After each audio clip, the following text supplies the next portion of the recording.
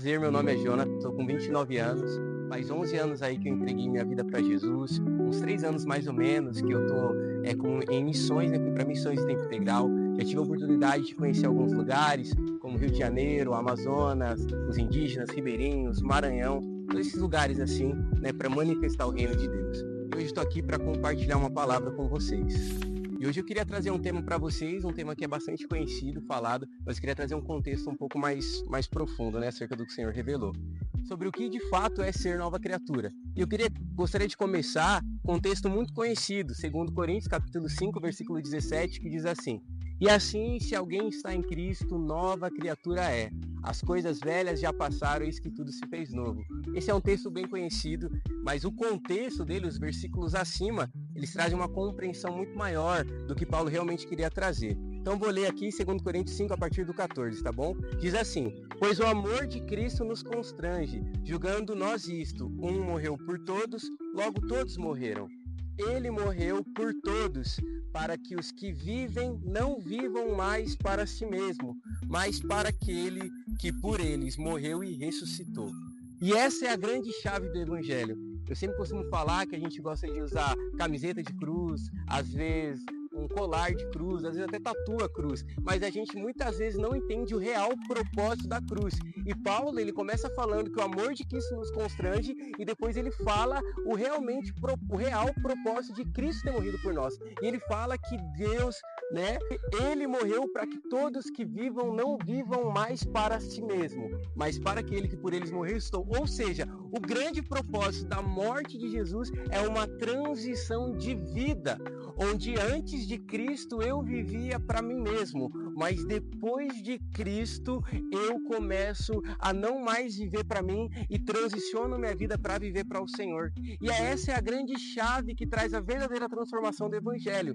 Então, a partir desse entendimento, 2 Coríntios 5,15, Paulo continua no 16. Assim nós, daqui por diante, depois que a gente entendeu que nós não mais vivemos para nós, mas para Cristo, algo acontece, que Paulo continua: a ninguém conhecemos a segundo a carne.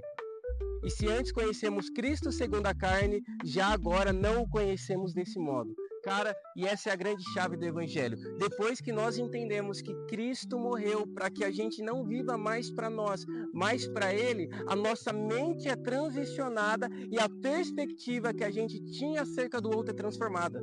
Porque antes de Cristo eu olhava o meu próximo segundo a minha natureza humana, segundo a minha perspectiva pessoal de vida. Mas depois que eu entendi que Cristo veio e morreu para que eu não viva mais para mim, eu olho o meu próximo diferente, porque a compaixão, os olhos de amor e de compaixão de Jesus são compartilhados comigo. E aí eu já não olho mais o meu próximo da mesma forma. E esse é um dos grandes passos para a verdadeira transformação de vida.